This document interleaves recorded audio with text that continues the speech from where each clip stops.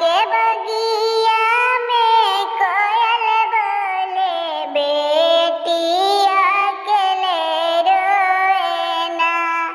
चाचा के बगिया में कोयल बोले, बेटिया के ले रोए ना।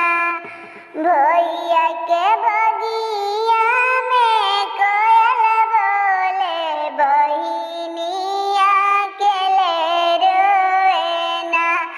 सेहो पापा सुते नीरवे दवाई तो लड़काई दहेज मांगे ना। सेहो पापा सुते नीरवे दवाई तो समधी दहेज मांगी ना। पापा जे उठेले दहेज लिहले, मम्मी खाई छली हली ना।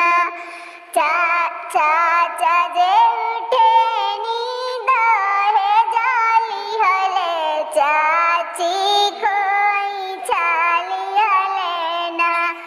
सब सखी उठेली छती लिहले, सखिया बीरन भैली ना।